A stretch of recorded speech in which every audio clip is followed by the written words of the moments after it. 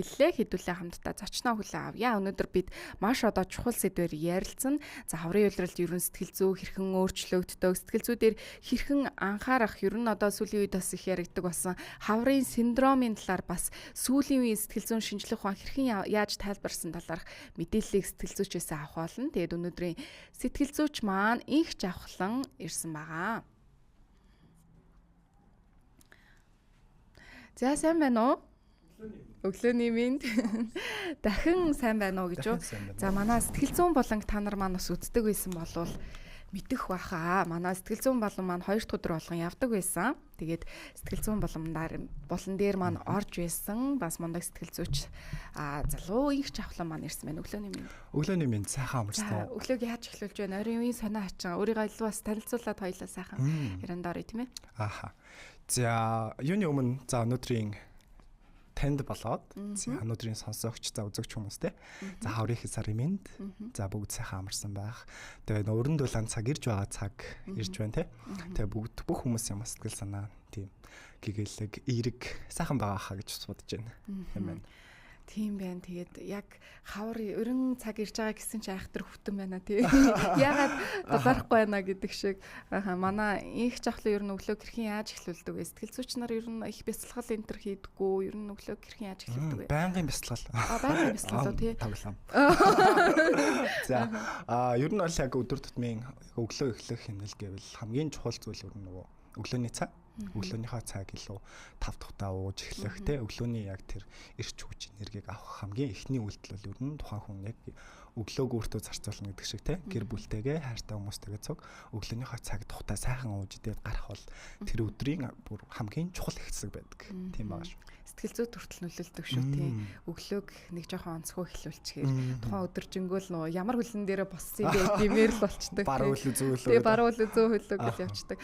За тэгэхээр хоёлаа өнөөдөр бас маш чухал сэдвийн талаар ялангуяа сэтгэл зүй болоод энэ улирал хэрхэн хамааралтай байдгийг, хэрхэн хүний сэтгэлд нөлөөлдгийг гэдэг талаар ярилцах болно. За тэгээд эхлээд ер нь улирал солигдоход хүний бие физиолог, за цаашлаад хүний сэтгэл зүйд ер нь ямар өөрчлөлтүүд гардгийг болоо. Энийг сэтгэл зүйн шинжлэх ухаанд хэрхэн яаж тайлбарласан байдаг юм бол? Ааха. За тэгэхээр яг одоо нөгөө нэг энэ асуултын хариулт бас хүмүүст их сонирхолтой байгаа болов уу гэж бодож байна тийм. Улирал солигдож байгаа, өөрчлөгдөж байгаа энэ үед ер нь хүний нөгөө сэтгэл зүйн юу хэрхэн яаж өөрчлөгддөг юм бэ гэсэн энэ сэдвийн хүрээнд гэсэн үг.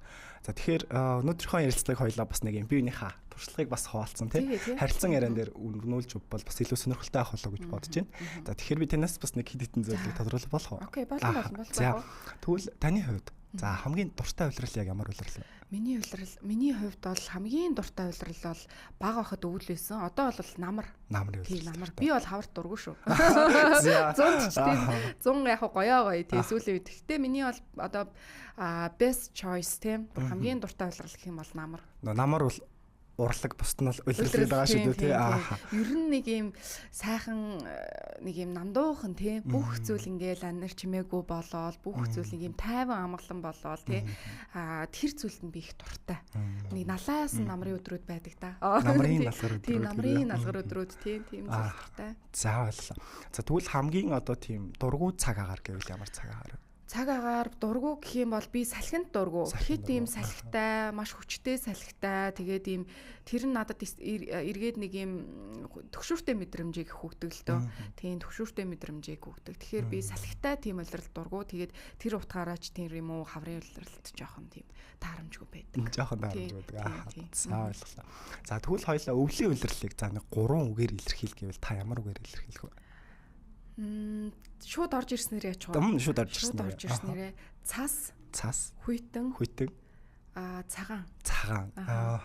Жохоо мэдрэмжгүй байна уу? Гайхамшигтай хариулт. За. Тэгэхээр тэгвэл хоёлаа ингээ зооны улиралд хамгийн идэх дуртай амттыг юу вэ? Манай үзэгчид бас дотроо хариулж байгаа. Бас бүгд хариулж байгаа тийм. Бүгд хариулаад яваарай за дотроо. Зуны улиралд гэсэн шүү дээ тий. Хорхог гэдэг байгаа шүү дээ. За тэгэнгүүтээ юу юм бэ? Наадмын хоншор. За тэгээд өөр одоо гүзээлцэх юм уу? Гүзээлцэх тий. За бас яг нөгөө нэг 100 гэхэд бол хамгийн анхнд шууд орж ирдэг юм шүү дээ тий. 7 сарын сүүлчээр гоё. 7 сарын сүүлчээр 8 сарын ихээр бол бас янз нь шүү дээ. Аха. За тэгэхээр яг ингээд хараад үзэхээр ер нь улирал болгон өөр ингэсэн онцлогтой байдаг. Өөрийн онцлогтой тий. Улирал болгон бас бид бүгдэд өөр ингэсэн тэр мэдрэмжийг төрүүлж яадаг. За дээр нь зөвхөн хавар болоод намар болоод тий зум болоод өвөл болоод ингээд биднэрт яаж нөлөөлөд байна гэхээс гадна энэ өөрөө яг тухайн улирлаа дагаад тэр хүрээлэн орчин нь өөрчлөгддөг. Зарим хүмүүсийн ажил хөдөлмөрийн онцлог бас өөрчлөгддөг. Цаг агаар тэр амьдралын орчин бас өөрөө өөрчлөгддөг тий. Өвөл гэхэд одоо түрүү нөгөө цас хүйтэн цагаан гэл. Энэ дээр чинь бас зарим хүмүүс утаа гэж бас хэлж магадгүй. Тэ өвлийн ус нэг тэр онцлог зүйл чинь. Тэнгүүт эргээгээд энэ улирлын чанартай бас биднэрт ингээд нөлөөлж байгаа хүчин зүйлүүд. Тэнгүүт улирал болгон өөрийн гэсэн онцлогтой. За үүнийгээ дагаад бас яа гэвэл бидний сэтгэл санаа бас дагаад өөрчлөгддөг. Тэгэхээр бид нар нөгөө одоо юу гэднэр чинь дулаан өдөр бидний нэг юм өмсөх хувцас бас арай өөр тэ. Гэтэл идэх хоол эсвэл тэр өдрийн бас нэг амттан арай өөр өдөгтэй адилхан яг үүнтэй ижилхэн бидний сэтгэл санаа ч гэсэн ерөн үүнийгээ дагаад бол өөрчлөгдөж идэг гэсэн. Тэгэхээр энэ өөрөө нэг талдаа бас хэвэн зүйл. Тийм байна. Нэрэл угаасаа бид нар чинь бүр ингээд дөрвөн улиралтай. Тэгээ дөрвөн улирал нь өөрсдөө маш одоо юм тий онцлогтой, цастай, шуургатай, одоо навч шаардлагатай ч гэдэг юм уу тий. Навч ургадаг, хавар гэл ингээд бүр маш олон зүйлийн хажуугаар өнгөрч байна л да. Тэгэхээр илүүтэй одоо хаврын онцлог нь одоо юу вэ? Би одоо сая өвөл дээр хэлж байгаа шүү дээ. Цас, цагаан, одоо хүйтэн гэдэг ч юм уу тий. Тэгэхээр хаврын улирал хүмүүс ярьдаг шүү дээ. Хайр авчирлаа, тэгтээ надад цайр авчирлаа гэдэг ч юм уу тий. Тэгэхээр энэ хаврын онцлог нь ер нь юунда байдаг вэ? Зарим хүмүүс бол нэлийн сэтгэлэн сэргэж ирдэг ч юм уу. Зарим хүмүүс нь бол би сүүлийн үед бол жоохон ядрангуй ч юм уу тий. Залхуурсан нэг тийм мэдрэмжийг жоохон мэдрээд байгаа. Тийм. Тэгэхээр энэ онцлог дийлэнхтэй ямар мэдрэмжийг түлхүү хүмүүс тавчирдаг юм болоо. За тэгэхээр яг нэг улирал солигдож байгаатай холбоотой хамгийн чухал нөгөө нэг юм цаг үеийн бол өөрчлөлт. Түрүү нөгөө ингээд Монгол улс нэг юм жилийн 4 улиралтай онцлог бохиолсоор ингээд байгаа шүү дээ. Тэгэхээр ер нь бол яг нөгөө түлхийн нэг юм улс орнуудын ер нь 50 орчим хувь нь жилийн 4 улиралтай. Бусад одоо яг улс орнуудын хувьд гэх юм бол одоо юу гэдэг нь 2 улиралтай ч гэдэг юм уу, эсвэл байнгын хүйтэн байдаг, эсвэл байнгын дулаан байдаг ч гэдэг юм уу те ийм онцлогтой. За тэгээд Монгол улсын үед аваад үзэхээр энэ цаг уурын энэ өөрчлөлт гэдэг зүйл ер нь бол эргээгээд биднээс юг шаарддаг гэхэлэр нөө тасан зохицох гэдэг зүйлийг шаарддаг гэсэн. Тэгэхээр нөө бие физиологид гарч байгаа одоо энэ орчны хүчин зүйлд гарч байгаа энэ өөрчлөлт бид нар бие физиологийн хувьд хэрхэн яаж тасан зохицож байна? Үүнийгээ дагаад бидний бие физиологид ямар өөрчлөлт гарч байна? За энэ маань эргээгээд бидний сэтгэл санаад яаж нөлөөлж байгаа гэдэгтэй шууд холбогддог гэсэн. За түрүү нөгөө ингээд яг хаврын улирал болохоор баг зэрэг ингээд ингээ ядарч байна, юм ядрах мэдрэмж байна. За зарим хүмүүсийн хувьд нөгөө хаврын одоо тийм нөгөө нойрмог үе, ноцоорох үе гэж бас нэг ярьдэн шүү дээ, тийм. Тэгэхээр энэ байдал маань эргээгээд юу вэ гэхээр бидний бие физиологид гарч байгаа өөрчлөлт бидний сэтгэл санаанд нөлөөлж байна гэсэн үг. За үүнтэй холбоотой гэвэл одоо хамгийн энгийн жишээ гэвэл өдөр уртсаж байгаа, шүн богиносж байгаа, нарны одоо тэр илч туяа илүү их одоо өдрийн цагаар илүү их тусаж байгаа ч гэдэг юм уу те. Тэгэхээр бидний нөгөө тарих үнийг яаж хүлээж авдаг вэ гэхээр байгалийн гэрлийг бидний тарих хүлээж аваад за эргээд нөгөө тархины хамгийн чухал нэг хэсэг юу гэдэг гэхээр гипоталамус гэж хэсэг байдаг. За гипоталамус хэсэг өөрөө юг хариуцдаг юм гэхээр ерөнхийдөө тухайн хүний дааврын үйл ажиллагааг хариуцдаг. Биохимикийн цаг буюу циркадиан цагийн үйл ажиллагааг харьцдаг гэсэн үг. Тэгэхээр биохимикийн цаг гэдгийг бид нар юу гэж ойлгох вэ гэхээр та өдрийн аль цагт ямар цагт илүү идэвхтэй байдаг юм. Аль цагт илүү идэвхгүй байдаг юм. За өглөө хитэн цагт сэрдэг юм. Орой хитэн цаг үед таны нойр хүрээд та илүү хитэн цагт амарсан үед илүү амарсан мэдрэмжтэй байдаг юм буюу энэ цагийн үйл ажиллагааг ерөнхийдөө дааврын тусламжтайгаар зохицуулдаг гэсэн үг. Тэгэхээр гэрлийн одоо байгалийн энэ гэрлийн нөлөө бидний гипоталамусын тэр үйл ажиллагаанд өөрөө нөлөөлж идэг. Тийм. Тэгэхээр одоо илүү байгалийн гэрлийг авах тусмаа нөгөө бид нарыг илүү одоо насралтай байлгадаг серотонин даавар гэж байна шүү дээ. Энэ ялгарлыг илүү нэмэгдүүлдэг гэсэн. Нөгөө талдаа юу гэхээр нөгөө нойрны дааварт буюу яг нойрны даавар гэж хэлэхэд бол хэлсдэхгүй. Гэхдээ хүнийг шууд унтуулдаг даавар гэж ойлгож болохгүй. Мелатонин даавар гэж аягүй чухал даавар байдаг. За зарим хүмүүс энийг нөгөө гоо сайхны дааварч гэж нэрлэдэг. За яагаад тэгэхээр нөгөө хүнийг унтаж байгаа үед нэг юм нөхөн төлчих процесс хүнийг илүү сайхан амархад тусалдаг даавар байхгүй. За тэгмүүд энэ даавар хэдийгээр илүү ялгардаг вэ гэхээр илүү харанхуй орчинд. Тийм. Тэгэхээр өвлийн улиралт ерөнхийдөө мелатонин дааврын ялгараал ер нь илүү өндөр байдаг. За эргээгээд хүмүүс өвөл жоохон үзэсгэлэнтэй гоё харагддаг гэж хэлж болох болов уу? Бас шууд бас арай тэгж хэлж болохгүй. Гэхдээ нөгөө бид нарыг илүү сайн унтаж амархад тусалдаг энэ даавар маань байгалийн гэрлийг ерөнхийдөө бол бага авах үед буюу одоо энэ байгалийн гэрэл бага үед бид нар илүү мелатонин дааврын ялгарл нэмэгдэх байна шүү дээ. Тэгэнгүүт энэ дээр юу гарч ирсэн ингээд тэгэхээр хавар болонгууд нөгөө мелатонин дааврын хэмжээ өөрөө буурч эхэлдэг. Серотонин дааврын хэмжээ өксөж эхэлдэг гэсэн. Яагаад?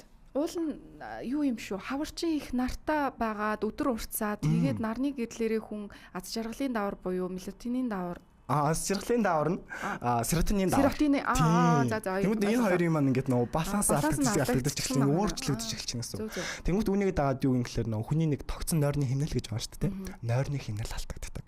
Хаврын улиралд ерөнхийдөө бол дийлэнхтэй одоо сэтгэл санаа тогтворгүй болох гэдэг юм уу те. Эсвэл өдрийн турш ядарсан мэдрэмжтэй байна гэдэг маань өөрөө юу гэхээр тухайн хүний нойрны чанартай шууд холбогддог. Тэгэхээр үүнийгээ дагаад юу гэдгийг тухайн хүний тэр нойрны хэмнэл алдагдаж байгаа процесс маань бидний тэр сэтгэл санаанд ирээд бас нөлөөлдөг те. Ажлын бүтээмжид бас нөлөөлдөг ийм өөрчлөлттэй байдаг гэсэн үг. Тэгэхээр ер нь бас энэ яг цагийн одоо тийм нарны бас нөлөөгөөр бас их олон зүйл өөрчлөгдөж байна гэж бас хэлж болох нь шүү дээ тий. Энэ хаврын синдром гэж их хүмүүс ярьдаг. Энэ ер нь яг та бүхний энэ сэтгэл зүйн шинжилгээ ухаанд байдаг зүйл юм уу? Эсвэл одоо сүүлд гарсан зүйл ч юм уу тий. Энэ талаарх бас яг эцэн мэдээллийг бас хургуул тий. За үүнтэй холбоотой яг үүнтэй холбоотой өчтөр би бас нэг пост уншсан. За тэр пост нь юу гэхээр хаврын синдромын үед өөрийгөө хэрхэн халамжлах вэ гэдэг. Гайхамшигтай. Би бүр энийг уншаад энэ гэж бодсон. За, ер нь хаврын синдром гэдэг энэ ойлголт энэ нэр томьёо сэтгэл судлалын шинжилгээ ухаанд огт байхгүй. Огт байхгүй.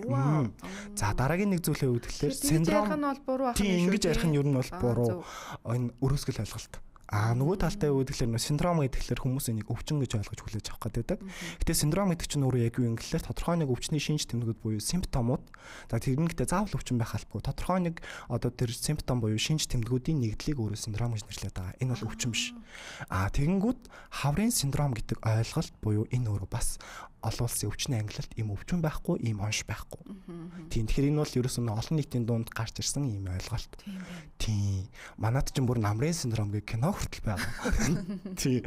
Тэгэхээр хаврын синдром гэх энэ ойлголт ерөнхийдөө бол өөрөө огт байхгүй тийм зүйл гэсэн. Юунд бол байхгүй байх нь шүү дээ. Тийм. Гэхдээ үүнтэй холбоотой нэг чухал зүйл юу вэ гэхээр улирал өөрөө хүний сэтгэл зүйд яаж нөлөөлж байгаа вэ гэдэг энэ зүйлийг анх ерөөхдөө бол яг 19-р зууны сүүл үеэс ерөөхдөө 19 биш 20-р зууны сүүл үеэс ерөөхдөө судалж эхэлсэн. 1980 оноос эхлэлтэй гэж ерөөхдөө үздэг юм. За ингэж судалж байгаа хамгийн ихний шалтгаан нь юу гэхээр нөгөө өвчнөд холбоотой байсан. Сэтгцийн одоо тэр өвчний одоо илрэх шинж тэмдэг тэр давтамж нь өөрөө улирал солигдох үед ерөөхдөө илүү энэ зүй тогтол ажиглагдсан гэсэн үг. За ингэж ажиглагдаж байгаа энэ үед за ер нь улирал өөрөө нөлөөлөд байгаа мó энэ өөрөө хүний сэтгцэд яаж нөлөөлөд байгаа юм бэ гэдгийг судалж эхэлсэн байна шүү дээ. Тэгэнгүүт энэ байдал маань одоо сүүлийн үед юу болж өөрчлөгдөд байгаа вэ гэхээр улирлын өөрчлөлт энэ цаг уурын өөрчлөлт цаг үеийн өөрчлөлт маань хүний сэтгэл зүйд өөрөө яг яаж нөлөөлөд байгаа вэ гэдгийг л илүү судалдаг болсон гэсэн. Одоо ингээд манай улс чинь 4 улиралтай. За тэгээд бүх улирал ингээд солигдоод дулаанаас хөдрөө хөднөөс дулаараа ингээд солигдож байгаа тийм. Тэгэхдээ хавар гэдэг улиралд ингээл нэг хөвшмөл яриа байдаг штэ. Хавар хүний сэтгэл одоо жоохон юу яагаад гэдгээ жоохон галзуу солиотой хүмүүс багаас нэг тийм яриа байдаг штэ. Жоохон сэтэрчгээд байдгаа гэдэг ч юм уу эсвэл хууч өвчтэй хүмүүс ингээд жоохон сэтгэл санаа тавгуутаад байдаг ч гэдэг юм уу тий. Тэгвэл яагаад өвлөөс одоо хавар руу шилжиж явах биш одоо намраас өвл рүү шилжиж явах тий энэ үед биш ягаад заавал энэ дулаан орж байгаа энэ үед ингэж хүний сэтгэл зүйн ингэж юм юу яадаг юм болоо. За үүнтэй холбоотой судалгаанууд гэвэл бас хэд хэдэн судалгааны үр дүнгууд байдаг. За сүүлийн жилүүд хийгдсэн судалгаанууд ингээд ер нь бусад улс орнд хийгдсэн судалгаа шүү. За манай улсад бол харьцангуй яг улиралтай холбоотой, улирлын сэтгэл зүйтэй холбоотой, өөрчлөлттэй холбоотой судалгаанууд бол тун бага байдаг. Уул нь их байх хэвээр. Уул нь ер нь бол яг онцлогтой тааруулбал энэ нэг юм судлах хэвээр бас юм чухал хэсгүүд нэг. Гэхдээ нийтлэг ерөнхийдөө судалгааны үр дүнгуудээр юу гэж ажиглагддаг вэ гэхээр улирлын чанартай сэтгэл готрол гэдэг юм нэр томьёо байдаг. SAD буюу одоо Seasonal Affective Disorder гэх энэ нэр томьёо буюу SAD гэдэг хайгаад үзүүл энэ мэдээлэл илүү дэлгэрэнгүй гарч ирдэг. Сайд. Тийм. Ерөнхийдөө бол товчноор бол сайд. Тийм.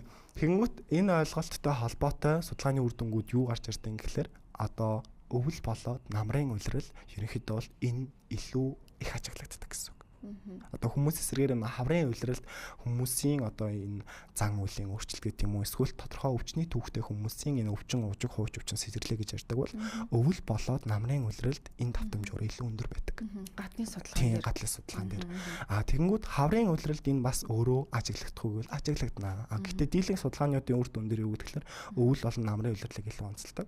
За хаврын үйлрэлүүд дээр энэ зүй тогтол мөн бас ажиглагдана. За тэгээд түрүү нөгөө дурдсанчлан одоо нөгөө өвчний түүхтэй одоо тухайн хүн одоо өвчний түүхтэй энэ хүмүүсийн хувьд ердийн одоо энэ цаг агаарын өөрчлөлт гэх юм уу. Ингээд цаг агаараа өөрчлөхөд бид нар хүртэл ингээд агаад нэг өөрчлөгдөж байгаа шүү дээ. Стресс самны өөрчлөлт. Одоо хувцас хүртэл өөрчлөгддөг шүү дээ. Одоо бүрхэг өдөр хүн шууд барьж аваад хар хувцас аваад өмсдөг шүү дээ, тийм ээ. Тэгэнгүүт энэ байдал маань эргээгээд юу вэ гэхээр өвчний түүхтэй хүмүүсийн хувьд бол илүү мэдрэг хүлээж авдаг гэсэн үг. Тийм. Одоо Монгол улс чинь дөрвөн улиралтай гэж байгаа. За тэгээд тэр дундаа бүр юм эрс тест те. Хавар нь маш их шуурна. За зун нь олвол хална. Намар нь олвол за харьцангуй тайван. За өвөл олвол бүр ингээд хасах 30 40 хүртэл ингээд хүүтрэн.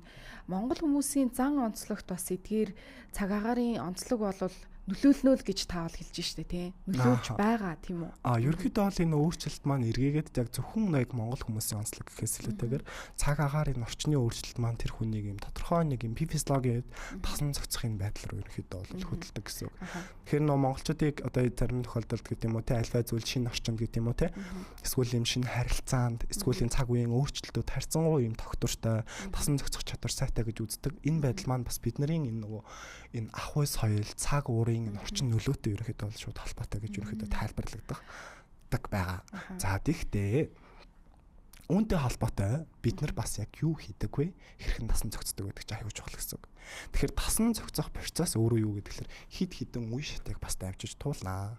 За тэгэхээр үүнийг судалсан эрдэмтэн гэхэлэр нөө Kübler-Ross мөрөө гэж байдаг. Тасан зохицох мөрөө гэдэг. Тэр хүн одоо юу мэрчин шинэ орчинд эсвэл амьдралын бас өөрчлөлтөө шүү дээ тий. Цаг агаарын өөрчлөлтөөс гадна зөвхөн амьдралд гарч байгаа өөрчлөлтүүд, шинэ ажилд орж байгаа, шинэ орчинд очиж байгаа, эсвэл шинэ харилцааны өөрчлөлт гэх юм уу тий.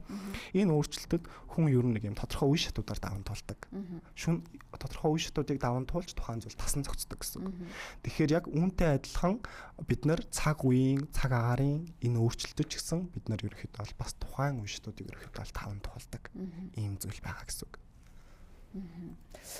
За тэгвэл ер нь энэ яг улирал солигдож явах энэ үед ер нь сэтгэл санаагаа хүн хэрхэн тайван байлгах боломжтой гэдэг юм болоо. Тодорхой бас өөрчлөлтүүд мэдээж бидний сэтгэл зүйд хүртэл нөлөөлж ийн гэж штэ тийм. Тэгэхээр энэ үеүүдэд ялангуяа одоо хаврын улиралд хэрхэн одоо нэг тийм тайван тийм хит тогтлохгүй, хит гонглохгүй ч гэдэг юм уу тийм ийм байдлыг өөртөө одоо бий болгох боломжтой байна.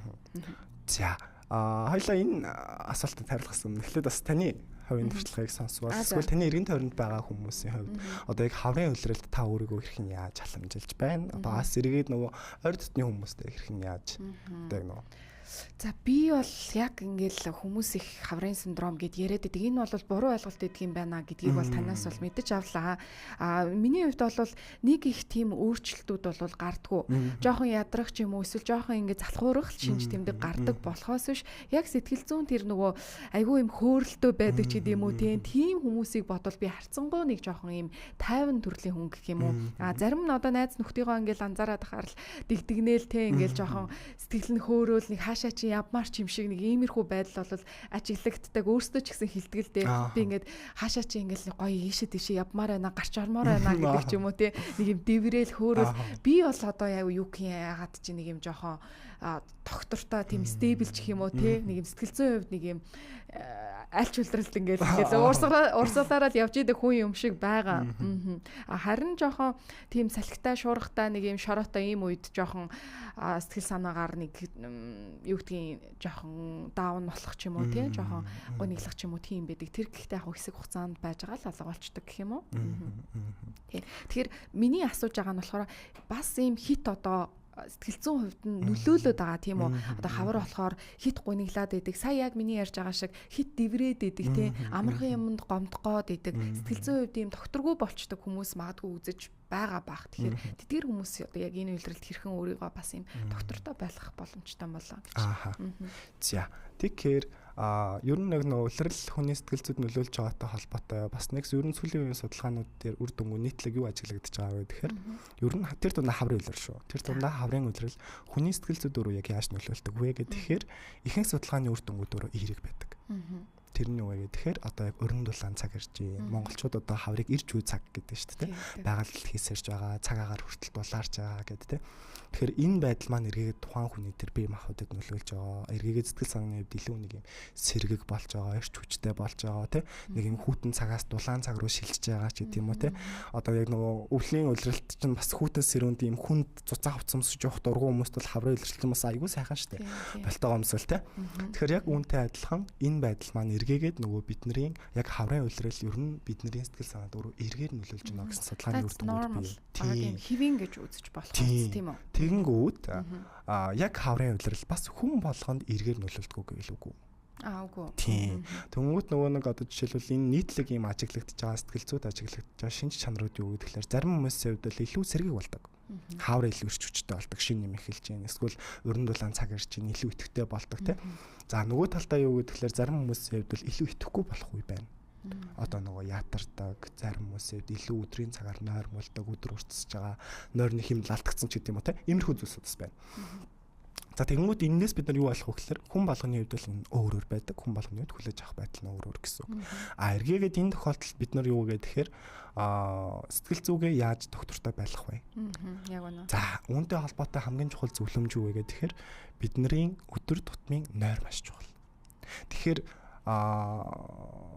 яг сүүлийн жилүүдэд ер нь нойрыг судалж байгаа энэ судалгаанууд бол хамгийн одоо сэтгэл судлалын гэдэг юм уу одоо сүүлийн жилүүдэд бүр neuroscience тарих судал салдаа хамгийн чухал сэдв болж байгаа. Нойр. Тийм нойр. Тэгэнгүүт одоо энэ дэр яг хамгийн сүүлд миний уншсан нэг ном дэр юу гэж гарч ирсэн гэхээр нойр чин дутуу бол таны тарих дахир дутуу гэдэг. Нэг тэ жоохон нэлээд эвгүй хүн агуулгатай гэхдээ үнэн. Яагаад тэгэхээр тухайн хүн орой хитэн цагт намарч гин эргээгээд хэр чанартай нойрсож гин гэдгээс хамаарат тэр хүний нойрны одоо тэр чанар маань эргээгээд тухайн тэр дараагийн өдрийн ажлын бүтэмжид өөрөө шууд нөлөөлдөг гэсэн. Энэ харилцаанд нөлөөлнө, тэр хүний тухайн өдрийн ажлын бүтэмжид нөлөөлнө, сэтгэл санаанд бас хүртэл нөлөөлдөг гэсэн. Тэгэхээр хаврын улиралд хүн бүрийн одоо яг өөрийн сэтгэл санаагаа доктортой байлгахын тулд хийх хамгийн ихний үйлдэл өгөхлөөр нойр. Нойрны чанартаа анхаарах. За нойрны чанар гэд ярангууд хүмүүс юу гэж ойлгодог юм гэхээр илүү удаан унтах гэж ойлгодог. Энэ бол үгүй. Үгүй хана. Тийм. 8-9 цаг 10 цаг унтаад би ерөөсөө амарсан юм шиг мэдрэмж аваагүй гэдэг хүмүүс бас байдаг. Тэгэхээр юу гэхээр бид нар нойрны чанарыг ерөөсөө хоёр мар мэдчих болно. Та хэдэн цагт амарсан бэ? Эргээгээд амраад та хэр амарсан мэдрэмжтэй сэрж байгаа вэ гэдгээсээ мэдж болно гэсэн. Тэгэхээр нөгөө унтсан ч гэсэн ерөөсөө унтаагүй юм шиг байна. Эсвэл ерөөсөө толгоороо юмар цохиулсан юм шиг сэрлээ гэдэг чинь тийм хүнд өргөд гэдэг чинь ерөөсөө нойрны чанар ерөөсөө байхгүй байна л гэсэн үг. За эргээгээд дараагийн нэг зүйл өгөх гэхээр шөнийн татамжтай сэрж байгаа байдал. Шөнийн 1 цагт сэрнэ, 2 цагт сэрнэ, 3 цагт сэрнэ, 4 5 цагт сэрнэ. Шөнө 2 3 удаа сэрэх. Энэ байдал бол ерөнхийдөө тухайн хүн сэтгэл санаа докторгүй байгаа, төгшөр өндөртэй байгаагийн илрэл бол өөрөө нойрны чанар шууд ингэж нөлөөлдөг. Тэгэхээр шүн та татамжтай сэрээд байгаа бол энэ таны нойрны чанарт өөрчлөлт орсон байна л гэсэн үг. Тэгэхээр нойрны чанарт анхаарах нь чухал. За анхаарахын тулд яг юу хийх хэрэгтэй вэ гэхээр үндсэн хоёр юм байгаа. Тогтсон цагт унтдаг байх. Тогтсон цагт унтдаг. Ер нь оройны 9 цагаас 11 цаг хүртэл одоо нойрны даавар ялгарч идэг гэдэг судалгаа хэр үнэн бэ? Энэ бол ерөнхийдөө бол үнэн. Тийм. Тэгэхээр энэ нөгөө нэг нойрны даавар ялгараад ирдэг маань нөгөө мелатонин даавар маань ялгарч ин гэсэн. За энэ ялгарлтын ерөнхийдөө бол 9-оос 10 цагийн үед бид нэр ингээд мелатонин тэр даавар ялгараад шөнийн 2 цагт мелатонин дааврын ялгаралт өөрөө дээд хэмжээнд явагддаг гэж үздэг. Илүү тайван даавар гэж ойлгож болох юу ялгаруулт? Хүнийг илүү унтаж амархад илүү чанартай нойрсоход нөлөөлдөг чухал даавар гэсэн. Дээр нь эргээгээд энэ маань хүний бие махбодын нөхөн төлжилтийн процессын гол даавар. Тийм. Тэгэхээр нөгөө хүн унтаж байх үед тарих илүү амарч байдаг. Хүн унтаж байх үед бие махбод илүү нөхөн төлжилж байдаг гэдэг маань өөрөө үнэтэй холбоотой гэсэн. Тийм. Тэгэхээр тогтсон цагт унтдаг. Нөгөөх нь юу гэхээр тогтсон цагт сэрэх. Тэгэхээр 1-9 цагт унтаал тий. Эсвэл өнөөдөр эрт унтнаа, өнөөдрөөс нойрны чанартаа анхаарна гэж 10 цагт унтаал.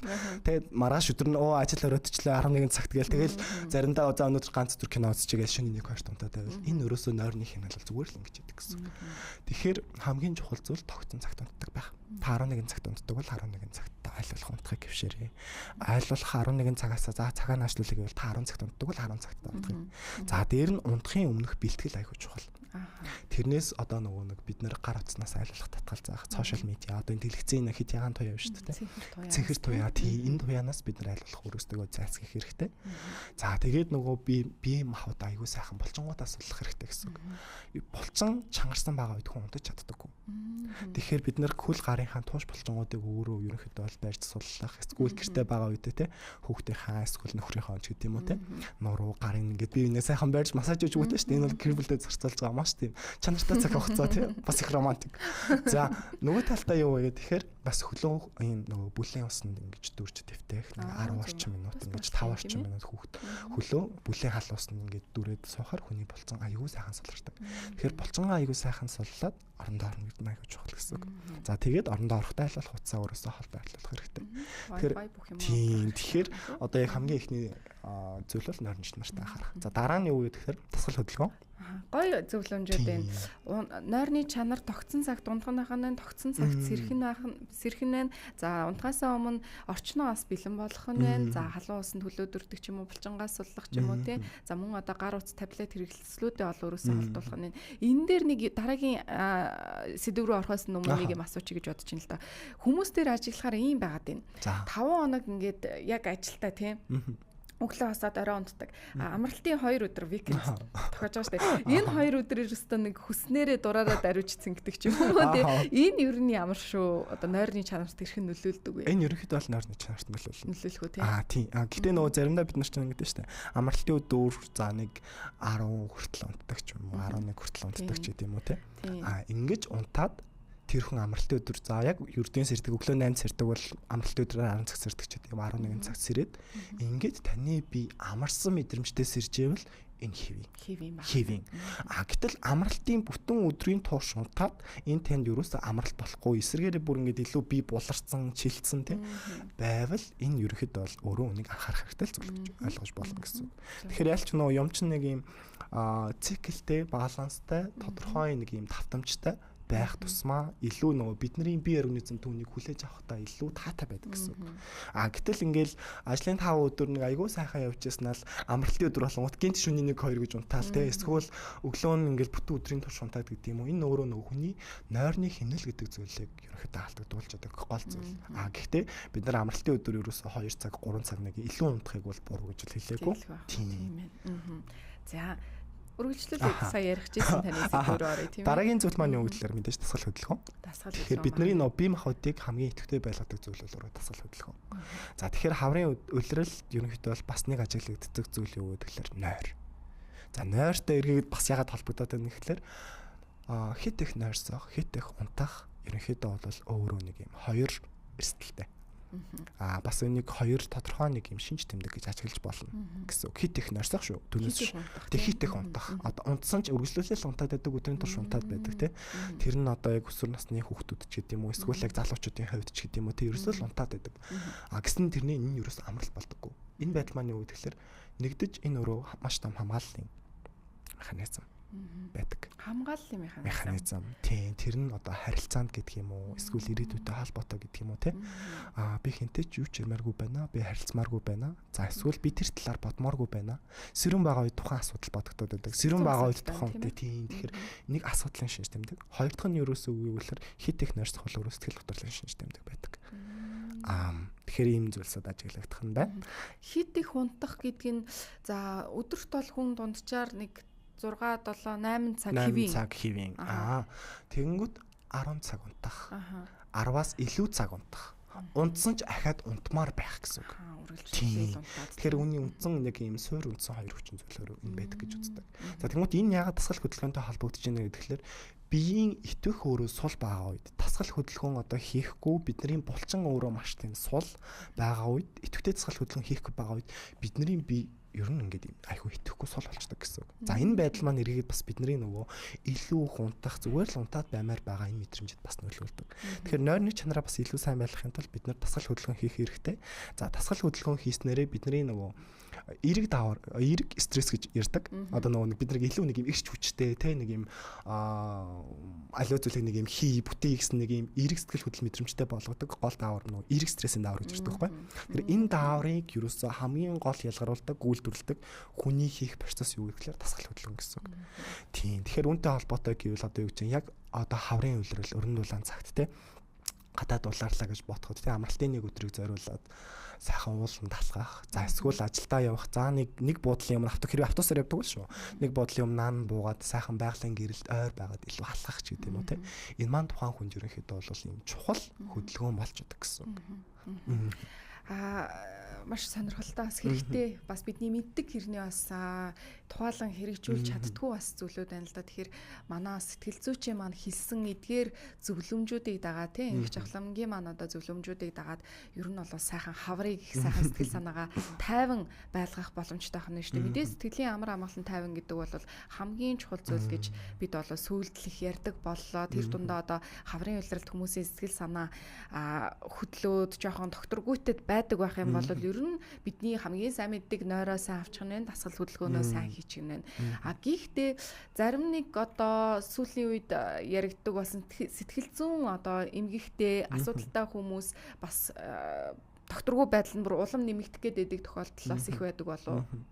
Тэгэхээр яг нөө сэтгцийн тулгамдсан асуудалтай сэтгцийн өвчтөй хүмүүс маань ерөөхдөө бас ялгаатай өөр гэсэн үг. Тэгэхээр яг нөгөө нэг сэтгцийн өвчтөй гэдэг юм уу эмэгтэй энэ байдал маань одоо яг улирлын чанартай энэ өөрчлөлтүүдэд илүү мэдрэг байдаг. За энэ талаар илүү яг нөгөө сэтгцийн эмч нар маань илүү бас дэлгэрүүлж тайлбарлана байхаа гэж ерөөхдөө бас бодож байна.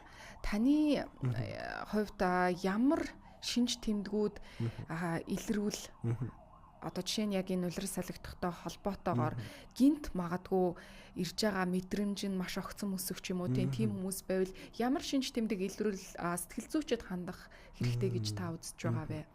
Та бүхний. За яг үүнтэй холбоотой түрүүн нөгөө дурдсан хоёр зөвлөмж байсан. Нойр, дасгал хөдөлгөөн. За үүн дээр нэмэлтээр нэг зүйл юу гэхээр шимтэж жалтай холлох, эрүүл хоолт чухал. Зэр нь витамин эрсэн шинжилгээ өгч гэдэг энэ ураг чухал гэсэн үг.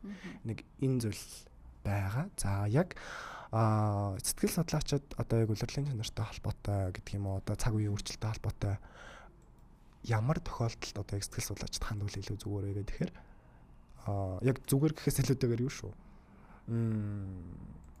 Энэ өөрчлөлт сэтгэл зүйн хувьд таагүй байгаа энэ байдал маань таны харилцаанд хэрвээ асуудал үүсгэж байгаа бол өдөр тутмын харилцаа гэсэн үг.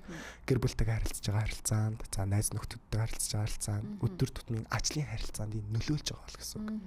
Мэргэжлийн хүний тусламж хэрэгтэй, сэтгэл судлаачид хандах хэрэгтэй. За дараагийн зүйл юу вэ гэхээр таны ажлын бүтээмжид. Ажлын бүтээмжид энэ өөрөө нөлөөлж байгаа бол эргээгээд та заавал мэргэжлийн хүнд хандах хэрэгтэй гэсэн үг. Тэгэхээр энэ үндсэн нэг юм хоёр хүчин зүйл. За гурав дахь бие хүнээс хамаарж байгаа гол хүчин зүйл юу гэхээр нойр. Нойрны хэрвээ хэмнэл алдагдаад өдөрт 3 цаг 4 цагийн нойртой тий эсвэл одоо хит их унтаад байгаа нойрны хувьд ерөөхдөө бол хэрвээ өөрчлөлттэй болоод энэ таны бас нөгөө бие организмд тий энэ нөлөөлөд байгаа бол эдгээр тохиолдлуудад ерөөхдөө мэргэжлийн хүнд хандаж заавал тусламж авах хэрэгтэй гэсэн ийм зүйл байгаа. Энд нэг юу байл да сүүлийн үе шалтгаангүй ядарч уртаа болоод байна гэж одоо бичсэн үзэгчд байна. Тэгэхээр энэ хүмүүс бас юунаас эхэлж өөрчлөлт хийх вэ? Мэдээж саяны таны ярьдаг нойрны одоо асуудал их чухал яригдах нь байна. За мөн одоо дасгал хөдөлгөөн бас их яригдах нь байна. Тэгэхээр өөрөөр бас ямар зөвлөмжүүдийг та авах вэ? За яг шалтгаангүй ядарч байгаа гэдэг маань нөгөө түрүүн дурдсанчлан энэ нөгөө дааврын өөрчлөлттэй нэгдэж холбоотой улирлын чанартай энэ зүйл. За нөгөө талдаа юу вэ гэхээр эрдэсийн шинжилгээ ер нь бол өгсөн байх бол хэрэгтэй гэж үздэг. Яагаад тэгэхээр тухайн хүнд одоо жишээлбэл бид нар нөгөө байгалийн гэрлээсээ нар гэдэг бол бидний одоо энэ дэлхийн ерөнхийдөө бол энергийн гол их өсөрч өөрөө нар шүү дээ.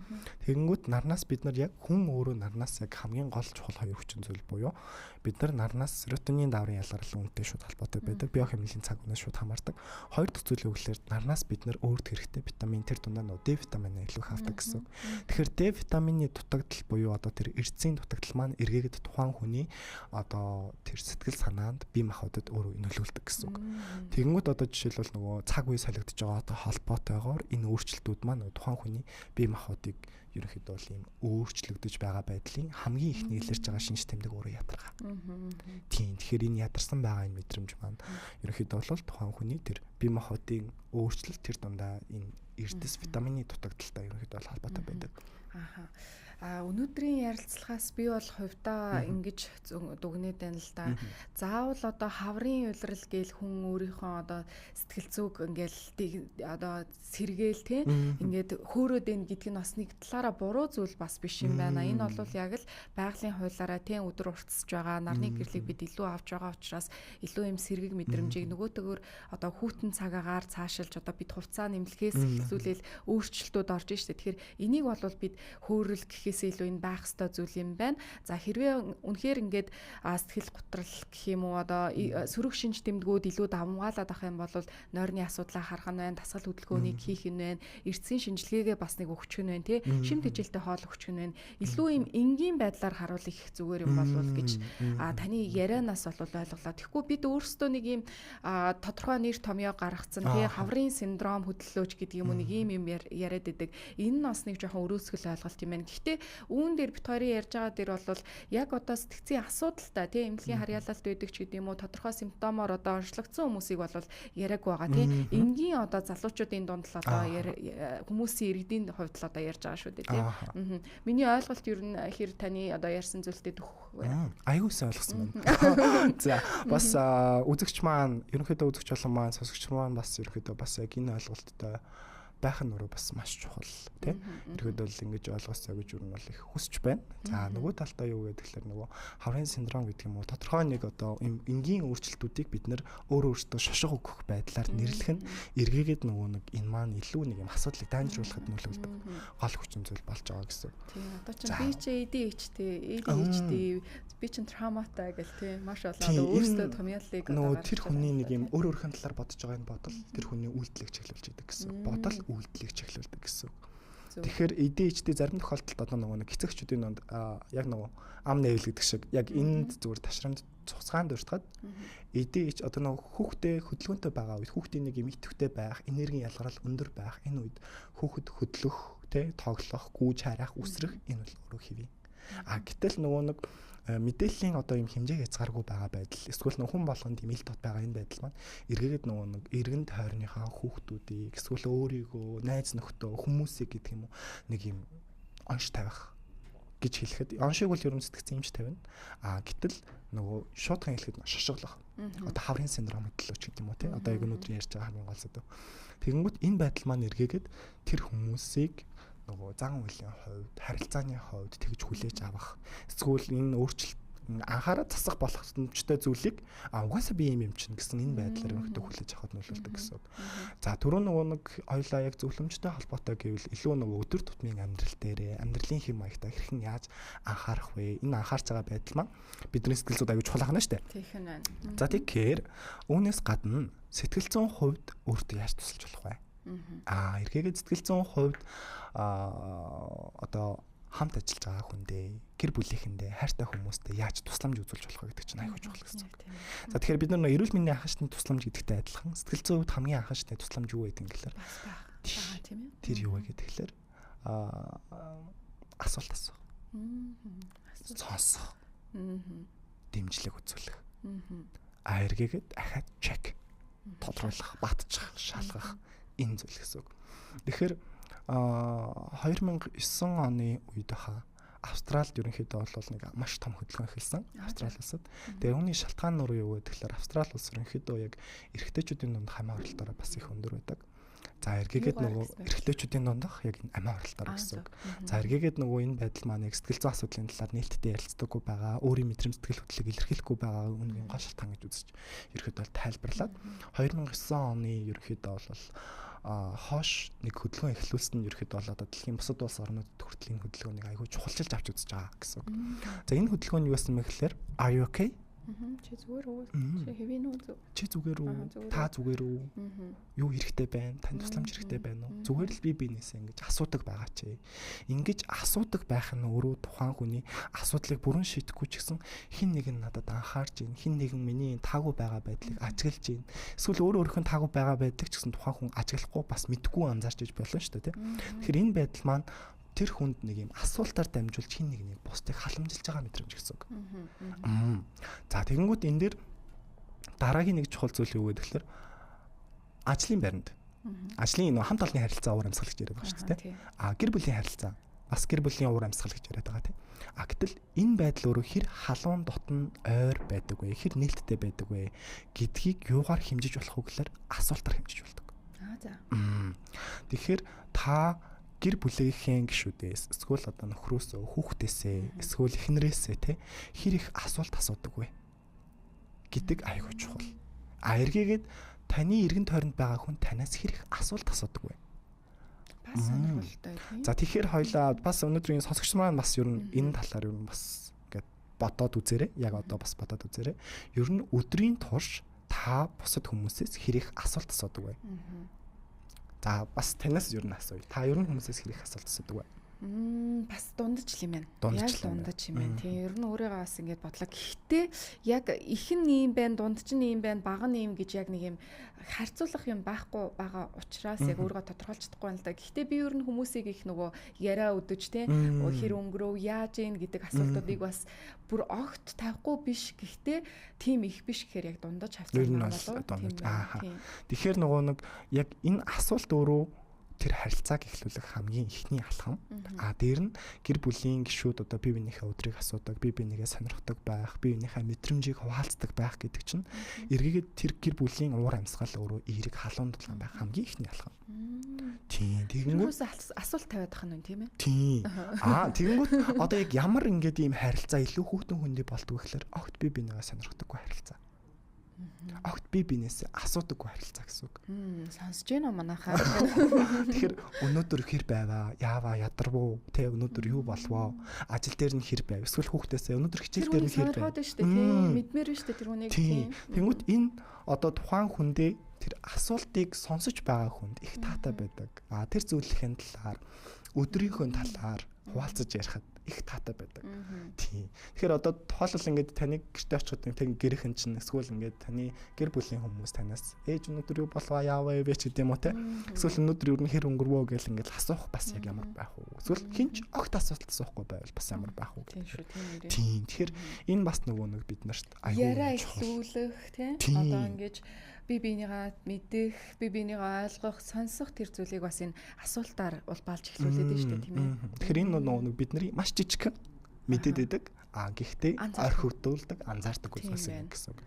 За тэгэхээр энэ are you okay гэдэг бол ерөөсөө үүний хамгийн том одоо нэг эхлэл. Тийм байна. Тэгэнгүүтээ энэ хөдөлгөөний хүрээнд нэг юм үндсэн нөгөө түрүүнд дурдсан сэтгэл зүй бие биендээ хэрхэн яаж дэмжлэг үзүүлж болох вэ гэхээр хамгийн нэгдүгээр асуулт асуух. Дараа нь сонсох.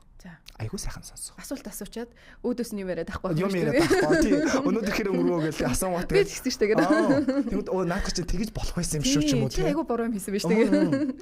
Чиний л буруу байсан биз тэгээд тэгэл conversation харилцан яриа ингээд таслах нь шүү дээ тийм ээ. Асууснасаа хийсэн болно. Тийм ээ. Тэгэхээр сонсох ур чадвар гэдэг өөрөө маш чухал. За сонсох ур чадвар тэр дундаа эмпати сонсно гэдэг нь өөрөө маш чухал. Итгэвтэй сонсно гэдэг нь бас маш чухал. За тэрний юу гэхээр эмпати итгэвтэй сонсох гэдгийг та илүү дэлгэрүүлж яриач тийм. За эмпати сонсох тийм. За эмпати гэдэг нь ерөө яг EQ сэтгэл хөдлөлийн оюухан гэдэг аа зүйл шүү дээ тийм. Үүний ерөөхдөө бол хамгийн чухал бүгд хэсэг. Сүүлийн жилүүдэд нэг soft skill гэж ярьдаг болсон тийм. За тэгэхээр үүнтэй холбоотой гэвэл яг 2025 оны дэлхийн эдийн засгийн форумаас гаргасан ерөнхийдөө яг ирээдүйн юу шүү мэрэгчлэнүүдийн хувьд хамгийн чухал ур чадвар өөрөө яг юу вэ гэдэг тодорхойлсон гэсэн үг.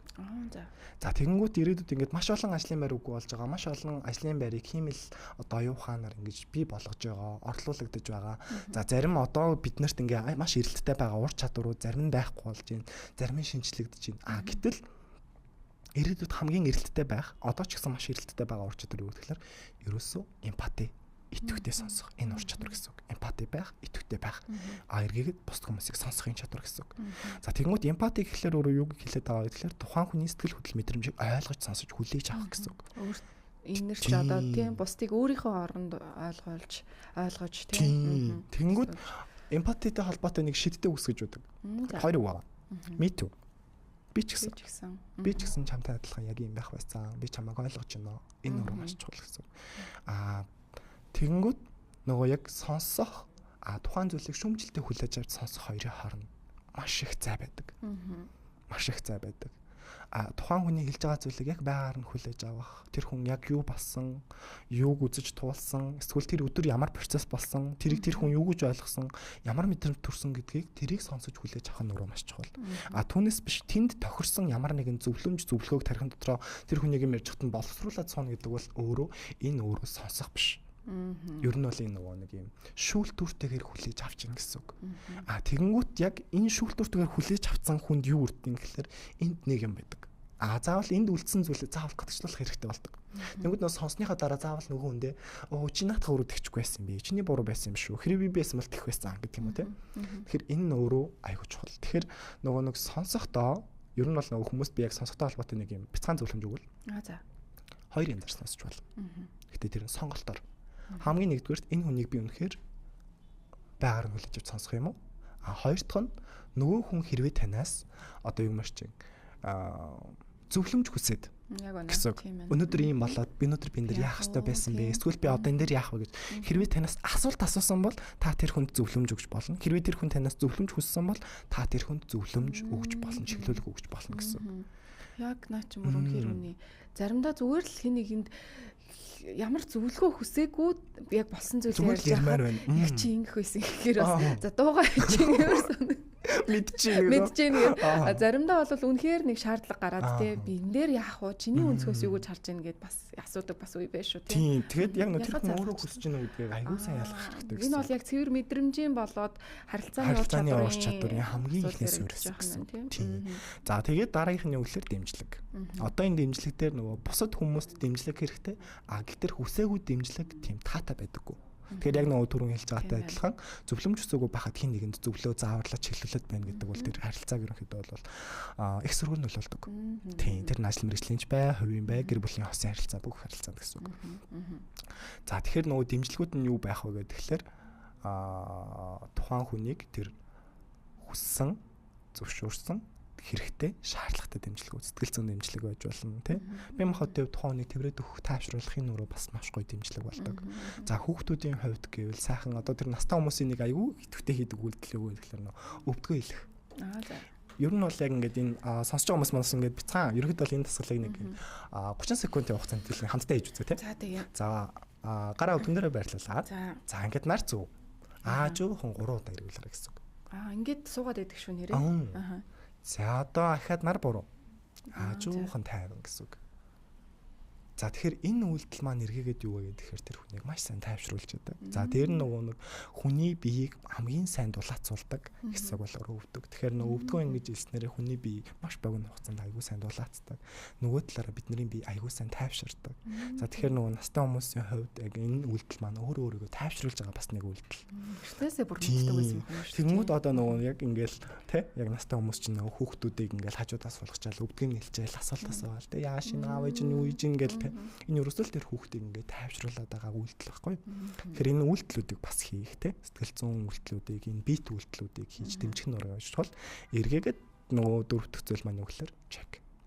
Заавал батжуулдаг, заавал шалгадаг байх хэрэгтэй. Одоо тухайн хүн гэр бүлийн хүн ч гэдэм үү те эсвэл ойр дотных нь хүн за өнөөдөр би ингээд миний сэтгэл санаа жоох ингээд гэд тэрийг хэрвээ анзаарсан бол асуулт асуух нь байна. Эхлээ сайхан сонсох нь байна. За тэгээд дэмжлэгээ үзүүлэх нь байна. За эргээгээд тэрийг тодорхой хугацааны дараа за яав юу болов гэж асуудаг байх хэрэгтэй.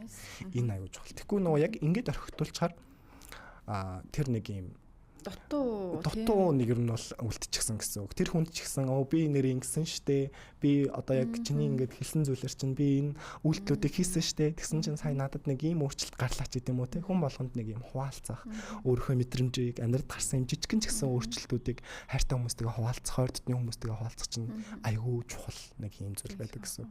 За тэгээд энэ дөрвөн зүйлийн хамгийн ихний үндсэн суурь нь юу гэхээр анзаарах шүү. Анзаарах. Өөрийгөө анзаарах. Өөрийгөө анзаарах нь байна. Өөрөөсөө асуулт асуух нь байна. Өөрийгөө бас сонсож хүлээж авах нь байна. Өөртөө дэмжлэг үзүүлдэг байна. Үн дээрээ үйлдэл хийдэг байна гэсэн үг. За тэгээд өөрийгөө чек. Яг энийг бас эргээгээд хүмүүст гэсэн үг. Эхлээд өөр дээр ажиллаад дараа нь хүмүүсийг бусад хүмүүсийг анзаарна. Бусад хүмүүсээс асуулт асууна. Бусад хүмүүсийг ажиглана гэсэн үг. Энэ дэмжлэг үзүүлнэ ахаад чек гэсэн үг. Тэгэхээр зарим тохиолдолд зөвхөн би гэд байдаг хүмүүс бас бий. тийм үеч бас биднэрт байдаг шүү. Зөвхөн тодорхой нэг хүн гэсэлтэйгээр бид нар ч гэсэн тийм үе байдаг. Миний сэтгэл санаа жоохон тавг байна. Би жоохон ингэж байна. Би өнөөдөр жоохон юм байна. Би өнөөдөр ууртай байна ч гэдэг юм уу те. Гэтэл хамгийн чухал зүйл юу вэ гэхээр тэгвэл таны хамт байгаа хүн яг ямар байгаа юм? Тантай хамт ажиллаж байгаа хүн ямар байгаа юм? Таны хажууд сууж байгаа найз яг ямар байгаа юм? Орой танаа гэрт цуглаж байгаа хүмүүс яг ямар байгаа юм? Таны хүүхдийн өдөр тэгвэл яг яаж өнгөрсөн бол? Танаа нөхөр өнөөдөр яаж өнгөрсөн бол? Танаа эхнэр өнөөдөр өдрийг яаж өнгөрүүлсэн бол? Энэ айгүй чухал. Бас чухал. Тийм. Тэгэхээр зөвхөн өөрийгөө анзаараа, зөвхөн өөрөө гэдэг байхгүйгээр бусад хүмүүс ч ихсэн анхаардаг. Тэр халамжаа асуултаараа мэдрүүлдэг байх нь айгүй чухал гэсэн. Маш хэрэгтэй сэдвийн дагуу маш гоё зөвлөгөөг манай сэтгэл зүйч маань өгч байна. Бас өмнөх одоо сэтгэл зүйн болон дээр ч гэсэн бас өгч байсан. Таны одоо ярьж байгаа сэдв дээр бас би бодлоо л да. Одоо ингээл би сая таныг орж ирэхээс ч өмнө бас ярьж л байлаа. Ганцаараа ингээл ярьж л байлаа. Юу вэ гэхээр ерөөсөө хүний энэ жижигхэн үйл хөдлөл хилж байгаа үг те нүүрний хувирал энэ бүхэн энергиэр дамжаад хажууд байгаа гэр бүлийнхэндээ хамт ажиллаж байгаа хүн болгондоо тий зүгээр зөрөөд өнгөрсөн хин нэгэнд хүртэл нөлөөлж идэх байгаа. Тэгэхээр ерөөсөө хүн бас өөрөө аль болох өөрийгөө сая тань шиг бас тийм өөрийгөө ажиглаад өөрийгөө халамжлаад өөрийгөө бас нэгэн дуртай зүйлээ хийгээд ингэжиж хүн бас хажууд байгаа хин нэгэндээ гэр бүлдээ эрэг одоо энергийг өгнө гэж бас бодоод байгаа байхгүй. Тэгэхэд манайхан ч одоо ажил дээрээ хүртэл ингээл гэрдэх стрессээ авчирч гин гэрлүүгээ орохдоо ажлынхаа стрессийг чирч ороод тий эсвэл одоо юу гэдгийг хажуугаар зүрсэн хин нэгэн замын удалгаанд оролцсон хин нэгэн руугаа муухай огт чулуудаал гэдэг ч юм уу тий энэ болгон ч ингээл холбоотой байд юм шиг санагдаад байгаа байхгүй. Жишээ нь би ингээд замын удалгаан дээр явж илаа гэхэд хин нэгэн над руу одоо янз бүрийн бүр муухай хараал хэллээ. Магадгүй зүгээр дүрм би зурцсан байж болно л даа. Гэтэл зүгээр тиймэрхүү муухай зүйлсэнд хүртэл надад нөлөөлөөд би одоо ажил руугаа орж ирэхдээ муухай хараад ороод ирсэн чинь манай ажлын доржоод бол мас тэр одоо харцыг хараад бас тэр муухай энергийг авдаг ч юм уу те энэ болгон муухай мэдрэмжүүд муухай энэ үйлдэлүүд чинь ингээд вирус шиг ингээд тархаад яваад идэх юм болов гэж бодож байна. Тэгэхээр та энэ тал дээр бас нэг гоё уриалгыг гэх юм уу те сэтгэл зүйч хүний хувьд бас үзэгчтэй өгвөл юу гэж хэлэх бол гэтээ маш гайхамшигтай бас тайлбарлалаа. Тийм. Тэгэхээр хамгийн чухал зүйл ерөөсөө харилцаа байдаг. Тэгэхээр ерөөсөө нийгэм харилцаан дээр тогтдог. Нийгмийг бүрдүүлж байгаа хамгийн гол хүчин зүйл өөрөө хүн. Гэхдээ тэр хүн хоорондын харилцаа гэдэг өөрөө бид нарыг илүү хамтын хүчээр, хамтын мэдрэмжээр, хамтдаа илүү аз жаргалтай, хамтдаа илүү шин зүйлээ бүтээх те энэ зүйл рүү ингэж өөрчилж, чиглүүлж идэг. Түрүү нөгөө таны дурдсанчлан яг энэ жишээн дээр юу вэ гэхээр emotional condition гэж зүйл байдаг. За тэр маань юу гэхээр сэтгэл хөдлөлийн халдварлал гэж. Тэгэхээр одоо нөгөө түрүүн тэр замд явж байхад те эсвэл нэг юм хүн муухай хараач гэдэг юм уу те эсвэл тэр хүн ингээл яг өөрийнхөө тэр стресстэй уур бухимдалтай байдлаа бусад хүмүүст ингэж тараагаад за эргээгээд энэ байдал маань бас бидний ингэ сэтгэл санаанд нөлөөлж байгаа шүү дээ те. Гэтэл энэ байдлыг ерөнхийдөө бол emotional condition гэж хэлээд байгаа. Тэр сэтгэл хөдлөл халдварлаад байгаа. Гэхдээ сэтгэл хөдлөл халдварлаж байгаа энэ байдлыг бид нар зөвхөн бас сөрөг байдлаар хүлээж авч болохгүй. Тийм сөрөг байдлаар болно. Тийм. Зөвхөн сөрөг сэтгэл хөдлөл халдварладаггүй л гэсэн үг. Яг үнэ. Тийм. Эерэг сэтгэл хөдлөл бас халдварлана. Таны өнөөдөр те гудамд ингээд зөрөөд өнгөрч байгаа хин нэгэн рүү хараад сайхан инэмсэглээ те. Танихгүй ч гэсэн сайхан инэмсэглээд харц тулсан бол те нэг шууд нүрээ буруулаад ингэхээс илүүтэйгээр те. Сайхан инэмсэглээд ингээд толгой тохиод өнгөрөх тэр хүнд ямар гоё мэдрэмж төрүүлдэг вүлээ. Ямар таатай байдаг вүлээ те. Гоё энийхэр өөдөөс явахаар жоохон банддаг те. Яг яах ёстой модлоо гэж. Дарыг одоо гоё энийгээр яг ингэж инээд сураараа гэж энийг л явандаа. Тэгэхээр эрэг сэтгэл хөдлөл ч гэсэн бас салбарлана. Тэгэхээр бусад хүмүүст үзүүлж байгаа тэр инээмсэглэл маань эргээгээд бусад хүмүүс тэр нэг юм талархал баг шүү дээ. Тэгэхээр нэг юм шидтэй дөрөв үг гэж байна. Уучлаарай. Ойлголоо. Хүлээж авлаа. Баярлалаа. Тэгэхээр энэ бол бид нарыг уучлаарай, ойлголоо, хүлээж авлаа, баярлалаа. Тийм. Энэ бол нэг юм өдөр тутмын харилцаанд маш түгээмэл хэрэглэгддэг. Гэхдээ сүүлийн үед юу н харьцангуй бас яг энэ үг ингээд юм баг болж байгаа. Хэрвээ та бас яг энэ үгийг өдөр тутмын харилцаандаа баг хэрвээ хэрглэж байгаа санагдаж байгаа бол бас арай нэмхийг хичээгээрэй гэж ерөнхийдөө бас ингэж хэрвээ тийм зүйл анзаарахд бол тийм манай монголчууд ч ер нь их эго өндөртэй арт түмэн гэж бас тодтогоочоос нэг сэтгэл зүйч ярьсан байдгийн. Тэгээд яг энэ эго өндөртэй байгаагаас болоод их уучлаарай тий алгалаа гэдэг үгийг бас жоохон хэлэх нь бага байдаг гэсэн зүйлийг бас хэлж ирсэн шүү.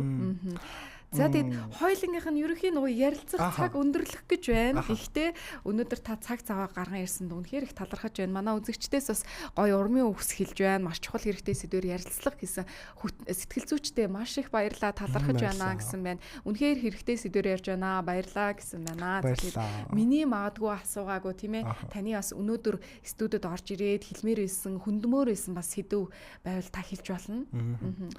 За тэгэхээр өнөөдрийнхөө ерөнхий ярилцлагыг ингээд яг ерөнхийд нь ингээд багцлаад хэлвэл улирал болгон үр гэсэн онцлогтой гоё сайхан өнгө төрхтэй гоё сайхан юм давуу талтай улирал болгон өөрийн гэсэн бид нарт мэдрэмжийг төрүүлж идэг тийм. Тэгэхээр энэ бол өөрөө хэвийн зүйлээ үнийг байгаар нь хүлээж авч байгаар нь энэ тухайн тэр мэдрэмжийг мэдрэх нь өөрөө маш чухал байдаг. За нөгөө талдаа юу гэдэг тэгэхээр энэ улиралд хаврын улиралд би нэгэ өөрийгөө халамжлах хамгийн ихний үйлдэл бол бид бүгд өөрийнхөө өдөр тутмын амьдралын хэмээгт анхаарах нь за мөн харилцаан дээр илүү анхаардаг. Би нэгэ ажигладаг, сонсдог, хүлээж авдаг тийм. Би биендээ дэмжлэг үзүүлдэг тийм. Ийм байгаасай бас түрүүн нөгөө ярилцлагын хамгийн төгсгөлд урьдчилан эрэг сэтгэл хөдлөж гисэн хин нэгэнд дамждаг, халдварладаг шүү. Тэгэхээр нөгөө би биендээ өдөр бүртээ уучлаарай, баярлалаа, хүлээж авлаа, ойлголоо гэх дөрвөн шидтэй үгсийг бас хэлдэг байгаарай. Тэг хэлдэг бол илүү сайн хэлдэг байгаарай. Тэгээд илүү сайн хэлдэг бол бас энэ илүү сайн байна. Тэгээд бүгдд нь энэ өдрийг бас илүү аз жаргалтай, хаврын өдрийн уртад энэ ирж бууран дулаан цагтаа илүү бүтээмжтэй, аз жаргалтай сайхан өнгөрүүлээрэй гэж хүсгэрэй. Яг үнэ өөрийнхөө дуртай зүйлсийг хийгээд өөрөө аз жаргалыг хаанаас авч ин тий тэрийг хийгээд өөрийнхөө эрүүл мэндэд анхаарад хажууд байгаа хүмүүсийг анзаараад явах юм бол хавар байна уу, намар байна уу, өвөл байна уу тий бүх цаг үед л ийм тууштай эрүүл амьдралын хэмнэл гэдэг чинь хамгийн чухал юм байна гэдэг ойлголтыг бол танаас авлаа. Түүнээс биш өөрийгөө кодлоод хавар ирж байгаа миний сэтгэл зүй ингэн гэдэг бас болохгүй юм байна шүү манай үзэгчдээ. Тэгээд өнөөдрийн сэтгэл зүйч инх жавхлан байлаа. Тэгээд гахалтай хэрэгтэй мэдээллүүдийг өгөн цаг гаргаж ирсэн танд маш их баярлалаа. Ирээдүйн ажил уус, эрүүл мэнд, гэр бүлд нь аз жаргалыг хүсье. Баярлалаа. Танд ч бас хамгийн сайн сайхныг хүсье. За баярлалаа. Баярлалаа.